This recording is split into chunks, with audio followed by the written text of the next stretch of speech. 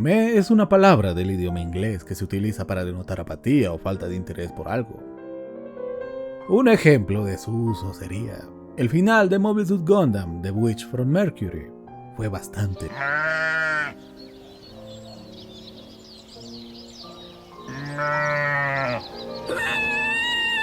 Sí, la serie al final me dejó un poco frío, pese a lo mucho que me gustó durante su primera temporada, que curiosamente es la parte que muchos consideran la peor, y no están del todo equivocados. La segunda temporada es mucho más entretenida. Pero al llegar a los últimos 2 capítulos, no podía evitar notar cómo todos los problemas que caracterizaron esta serie durante todo su recorrido se exacerbaban al punto que me di cuenta que la bruja de Mercurio no haría Gundam mainstream again. Que dependiendo a quién le preguntes puede ser algo bueno o malo. Pero no estamos aquí para discutir si Gundam debió morir en 1988, sino para ver todo lo que está mal con Mobile Suit Gundam, The Witch from Mercury. Pero antes de analizar estos elementos, refresquemos la memoria un poco viendo de qué trata esta serie. Esta es una historia sobre la relación entre estas dos, Suletta Mercury y Miorine Rembrandt, con una trama paraguas sobre la venganza de Próspera Mercury, madre de Suletta, en contra de Delin Rembrandt, el padre de Miorine, y cabeza del grupo Benerit, un gran conglomerado empresarial que se dedica a la fabricación de robots gigantes. También hay otra trama sobre la lucha por el poder dentro de este conglomerado. Seguro notaron que esto está altamente influenciado por La Tempestad de Shakespeare. Aparte de La Tempestad, otra gran influencia es Shoujo Kakumei Utena. Pero esta es una influencia superficial. Esta serie no tiene nada de surrealismo ni temáticas de género.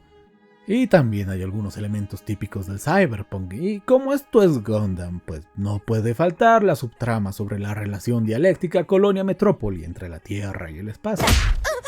Un clásico de la franquicia. Puesto así, todo suena muy prometedor, ¿verdad? Entonces, ¿qué fue lo que salió mal? Pues vamos a eso, ¿no? Como diría Jack el Destripador, destripemos a esta puta.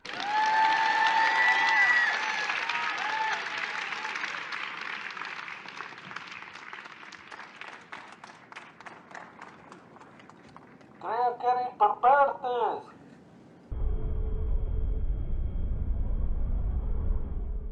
La construcción de mundo es algo importante a la hora de contar una historia. Esto crea el escenario donde esta va a desarrollarse y debe ser funcional a la trama.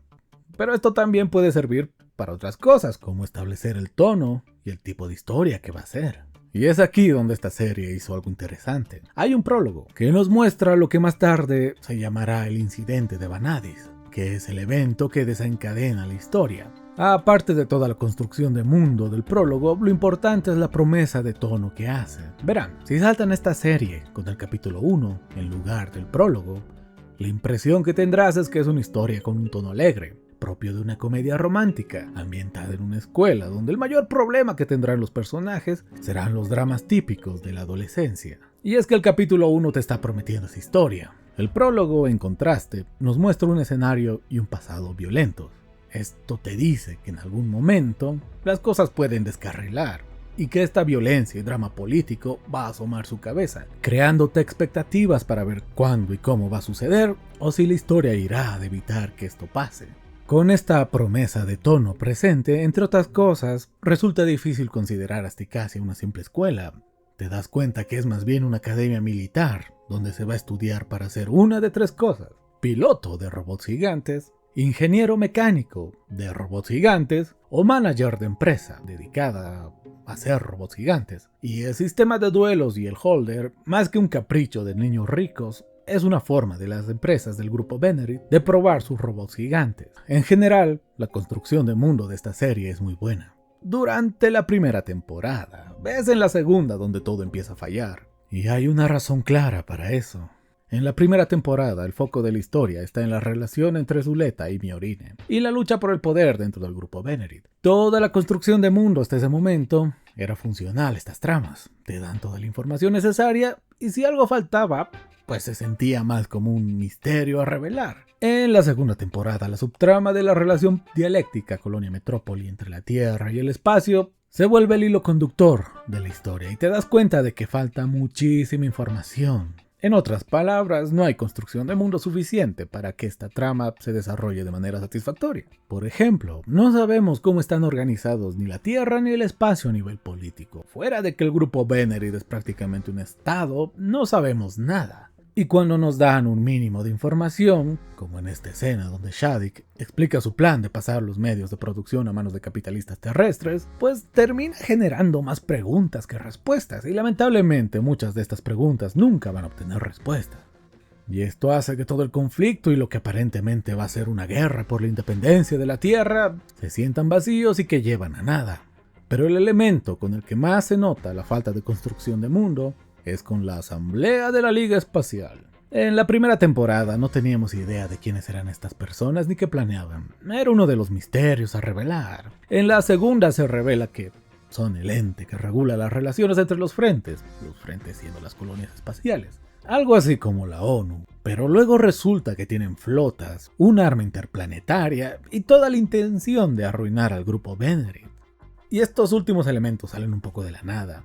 Y luego van con todo contra Próspera y su superarma, Quiet Zero, volviéndose la fuerza antagonista en los últimos capítulos. Esto, amigos míos, es lo que los youtubers de anime llaman un guionazo, pero en realidad se llama Diabolos Ex Machina, o sea, una fuerza o elemento que sale de la nada para empeorar la situación.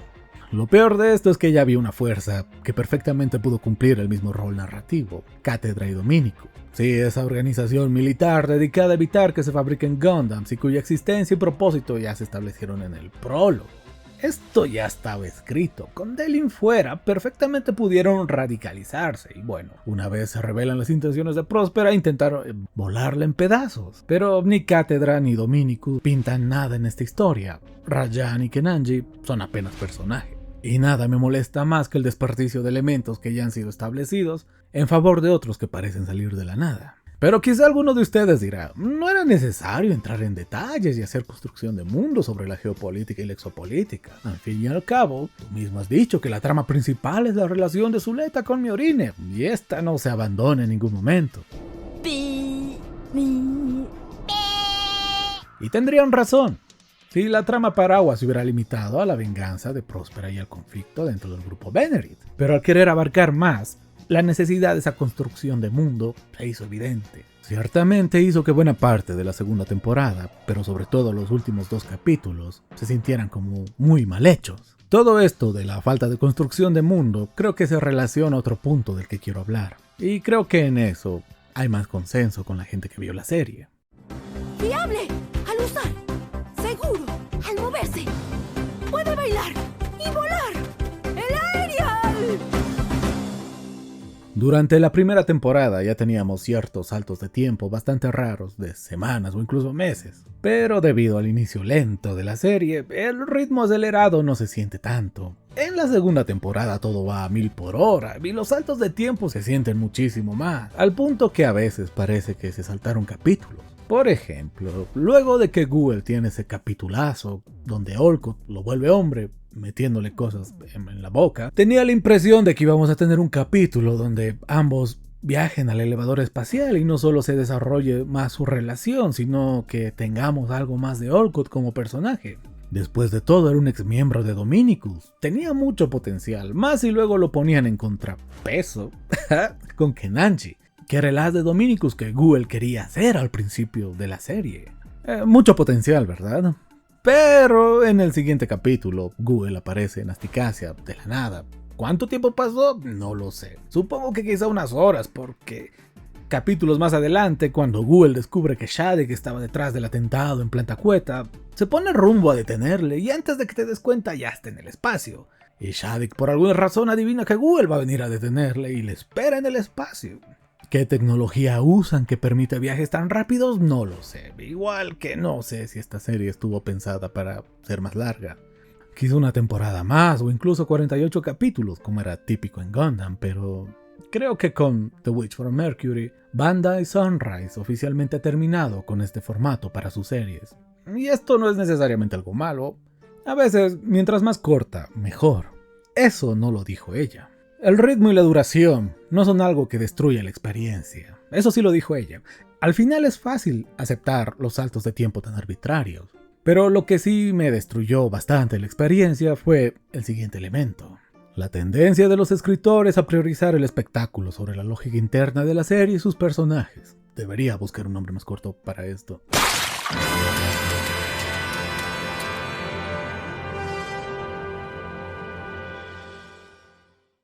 El momento en el que noté este problema fue al final de la primera temporada, en la escena en la que Suletta aplasta al terrorista para salvar a Miorine. Seamos honestos, no tiene sentido que Suletta, que hace un par de escenas estaba paralizada por el miedo y la muerte, de pronto actúe como si nada al matar a alguien. Pero ojo, aquí el problema no es que aplaste al terrorista, sino lo que pasa justo después.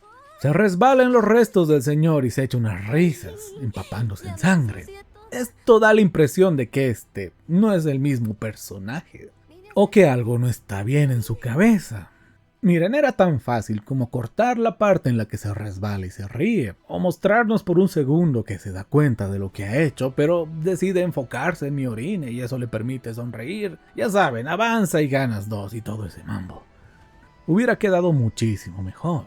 Como está esa escena es puro espectáculo, es un cliffhanger de final de temporada que está para crear impacto y me parece malísimo, porque te crea expectativas sobre Suletta que no tienen nada que ver con lo que veremos después. El mejor ejemplo de espectáculo sobre lógica es la batalla entre Lauda y Guel. Esta es de las batallas más innecesarias que he visto nunca. Guel ya había completado su arco en la pelea con Shadid. Tanto tú como yo tenemos que cargar con nuestros pecados.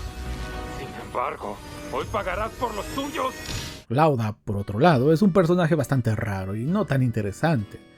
Durante toda la serie está obsesionado con destruir a Suletta, es el chico...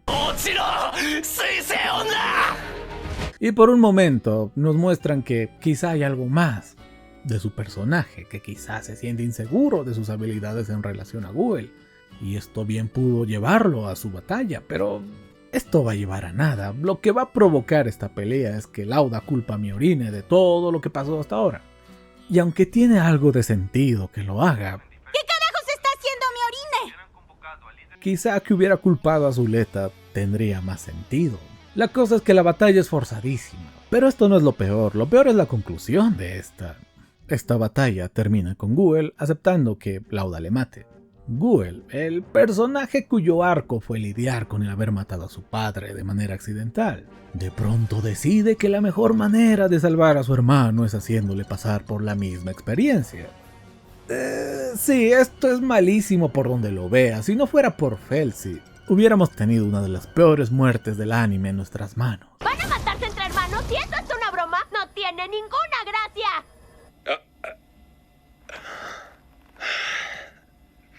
Tienes razón. Nuestra broma no tiene gracia. Toda esta pelea es espectáculo vacío y... ¡qué espectáculo! El Svarced es uno de mis diseños favoritos de Gundam. Mira que no me suelen gustar los Gundams, soy más de los modelos de producción en masa, pero este está genial. Abro un pequeño paréntesis, igual y soy el único que notó esto con el Svarced, pero ¿no les parece que el diseño está basado en Sabina? Con la trenza en la cabeza, la capa... Igual ya iba a ser la piloto y quizás ser un personaje más importante, no sé, darle una subtrama romántica con ella. En su conversación de menos de un minuto tenemos más caracterización que muchas series en cientos de capítulos. Ignora eso. Quizá debí notar antes este problema de espectáculo sobre lógica con la muerte de Lan 4, que en su momento me gustó muchísimo. Morir despellejado por un láser me sigue pareciendo una forma espectacular de irse.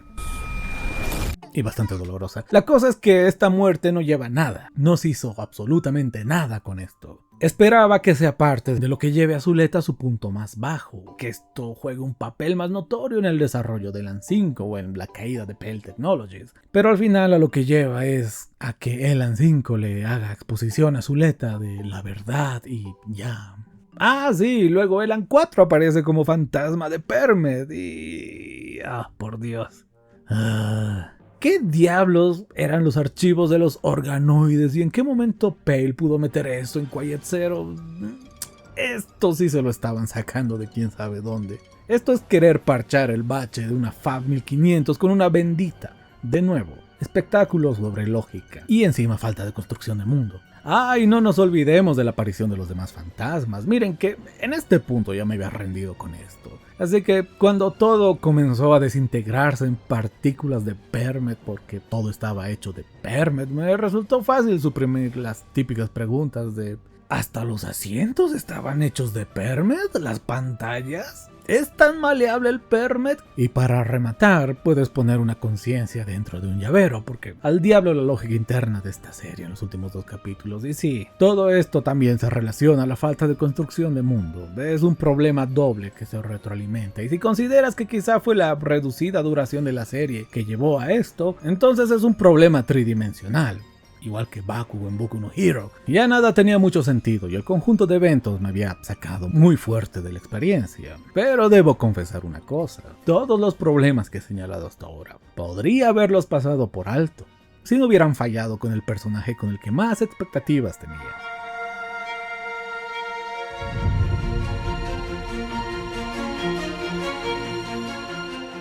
Mis personajes favoritos en las series suelen ser los antagonistas, sean o no villanos. Es a menudo lo que hace que una serie me guste más o me guste menos. Y Próspera me estaba encantando como personaje. Su objetivo aparente era la venganza. Era una manipuladora sumamente carismática, con señales evidentes de estar un poquito mal de la cabeza. Si hay un personaje que me mantenía con esperanzas de que esta serie iba a ser buenísima, era ella. Muchísimas de sus apariciones son geniales, pero su momento álgido es cuando manipula a Miorine y hace que las negociaciones en la Tierra descarrilen. En ese momento pensé que su venganza iba a consistir en eso, hacer que la hija de quien masacró a todos en Vanadis para terminar con las guerras, sea quien inicie la mayor guerra de todas, la guerra de independencia de la Tierra contra el espacio. Solo faltaba ver la cara de Delin al despertar y enterarse de esto. Eso hubiera sido Kino, ¿verdad? Después de todo, la venganza se sirve mejor fría. Pero aquí el plato se quedó a medio cocinar y...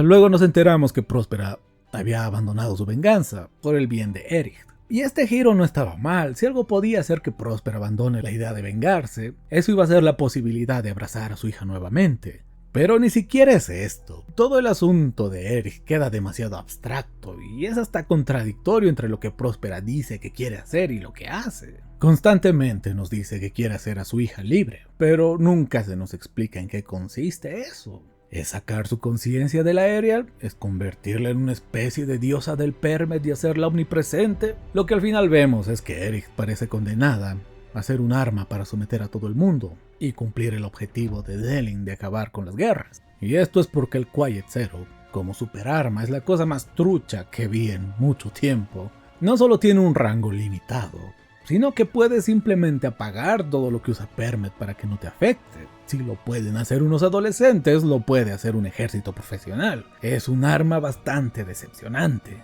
Todo esto tenía tan poco sentido que pensé que Próspera estaba ocultando algo, que las teorías de que su objetivo final era pasar la conciencia de Eric al cuerpo de Zuleta iban a ser realidad, que aún quedaba un último gran giro. Y así también iba a tener mi final referencia al final B de Drakengard 3, que por el ending pensé que iba a pasar. Y técnicamente sí pasó una versión trucha de esto, con Eric acabando en un llavero, pero bueno, así es la vida. Casi nunca obtienes lo que quieres y cuando lo obtienes suele ser una versión barata de Alibaba. Y así, al final, Próspera no fue la gran antagonista que esperaba. Como pueden ver, todos estos problemas se interrelacionan, afectando a esta historia. Y entonces, ¿por qué no admito de una vez que esta serie fue una patada en las bolas? Bueno, porque tiene cosas muy buenas.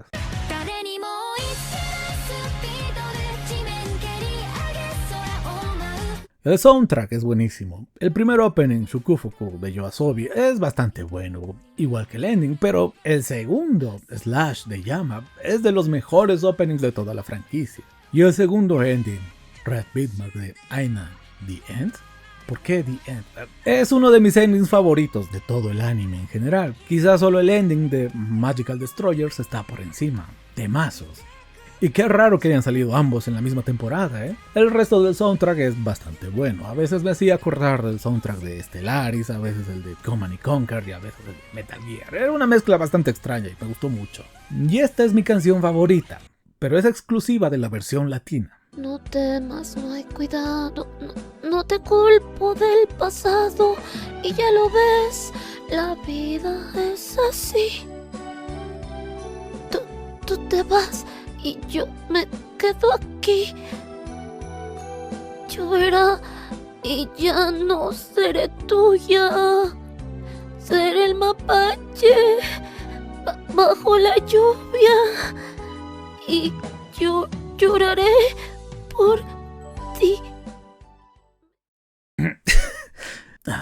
Belleza. Los diseños de los robots gigantes son geniales, y que decidieran tener a 3 diseñadores diferentes para las diferentes empresas fue una idea acertadísima. Le dio a cada Mobile Suit de cada empresa rasgos bastante distintivos que mostraban filosofías de diseño muy distintas. Realmente te hacía sentir como si las máquinas estuvieran creadas por empresas diferentes. La animación era muy buena donde importaba, en los combates. Cuando no había combates, pues varía un poco entre mediocre y bastante buena. Hablemos un poco de los personajes, haciendo a un lado a personajes decepcionantes como Próspera, Delin, Kenanji, Chuchu o Sabina. Hubo muy buenos personajes: Guel, Elan 5, Noria, Nika, Sophie e incluso Martin me sorprendieron para bien. Pero el premio en definitiva se la llevan estas dos, Suletta y Miorine. Son de las mejores protagonistas que ha tenido Gundam en mucho tiempo y están muy bien escritas. Miorine sobre todo es la que más protagoniza en esta historia. Si algo le criticaría a Suletta es que pasado el capítulo 6 se vuelve bastante pasiva y reactiva. Deja de chocar tanto con Miorine y por tanto deja de protagonizar. Y Miorine se vuelve la única protagonizando, pero contrario a muchas cosas en esta serie, esto sí tiene algo de sentido, porque al final esto está relacionado a su arco de personaje. Lo bueno es que Suletta vuelve a protagonizar luego de tocar fondo. También hay momentos en los que algunos de los problemas mencionados antes parecen querer asomar su cabecita, pero de alguna manera logran sortear el bache y avanzar.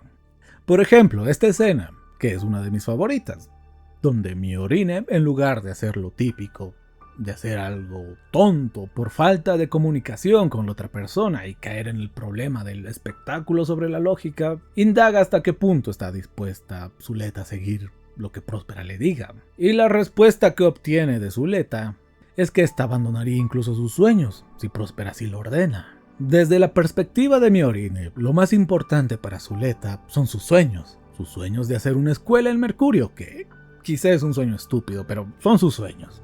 Esto es algo que se establece en la primera temporada con estas escenas, así que en ningún momento Miorine siquiera piensa que su relación está por encima de los sueños de Suletta, y esto la pone en un callejón sin salida que lleva a sus acciones posteriores. Esto es cine, gente. Esto está muy bien hecho. Y la relación de estas dos está llena de momentos así. Qué bueno que esta relación sea la trama principal, ¿verdad? Y que al final hayamos tenido una resolución satisfactoria. Y hablando de relaciones, si hay un elemento esencial en esta historia, es ese. Pero no solo la relación de Suletta y Miorine, sino la relación de padres con hijos, con el legado que les dejan, la relación con el pasado, con la realidad socioeconómica. Y es al tratar estos temas donde más brilla The Witch from Mercury. Si el foco se hubiera mantenido en esto y explotado más, quizá esta serie hubiera sido excelente. Así que sí, Mobile Suit Gundam The Witch from Mercury no se siente como una patada en las bolas, pero tampoco es la caricia que esperaba. Claro que para muchos igual y fue una patada en las bolas. Tomen en cuenta que mis bolas son de acero y estoy más curtido para este tipo de cosas que la mayoría de gente.